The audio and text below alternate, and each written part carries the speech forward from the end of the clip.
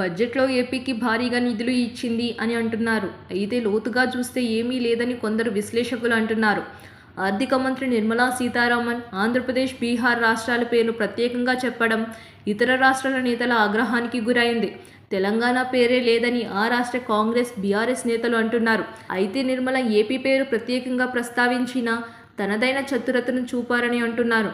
వాస్తవానికి నిర్మలా సీతారామన్ తన బడ్జెట్ ప్రసంగంలో ఆంధ్రప్రదేశ్ రాష్ట్రానికి బడ్జెట్లో 15,000 కోట్లను వివిధ సంస్థల ద్వారా పొందేందుకు సహాయం చేస్తుందని మాత్రమే చెప్పారు.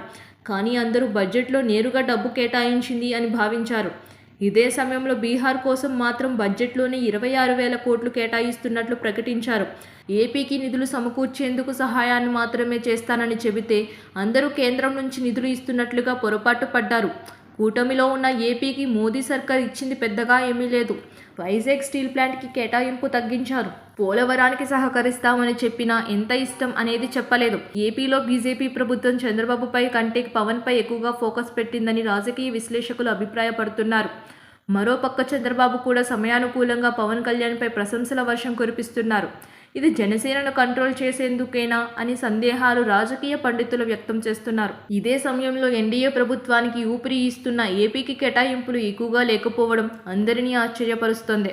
ఇక బీహార్ రాష్ట్రంలో ఎన్నికలు ఉండడంతో నితీష్ కుమార్ ప్రభుత్వాన్ని కాపాడుకునేందుకు బడ్జెట్ వరాల జల్లు కురిపించిందని అంటున్నారు. అయితే చాలామంది బీజేపీ సర్కార్ ప్రకటనలను కేవలం పేపర్లకే పరిమితం కావచ్చని అనుమానాలు వ్యక్తం చేస్తున్నారు. నితీష్ కుమార్ ప్రభుత్వం బీహార్లో గెలవకపోతే ప్రకటించిన 26,000 కోట్లు అందించే అవకాశాలు తక్కువగానే కనిపిస్తున్నాయనే టాక్ ఉంది. 2024 వార్షిక బడ్జెట్ నిజంగా మాట్లాడుకుంటే ఏ రాష్ట్రానికి ఎలాంటి ఆర్థిక ప్రయోజనాన్ని అందించలేదని ఆర్థిక నిపుణులు చెబుతున్నారు. గతంలో బీహార్కు లక్షల కోట్లు ప్రకటించిన మోడీ వాటిని నిజంగా ఇచ్చారో లేదో అంటూ వ్యంగ్యాస్త్రాలు సంధిస్తున్నారు. ఇక బీహార్కి నిధులు ఇచ్చినా ఇవ్వకున్నా ఇస్తామని మాట అయితే ఇచ్చారు. ఏపీకి అది లేదని, ఇది ఒక రకంగా బాబుకి మోడీ ఇచ్చిన జలక్ అని రాజకీయ విశ్లేషకులు పేర్కొంటున్నారు. సబ్స్క్రైబ్ చేయండి. Please do subscribe to.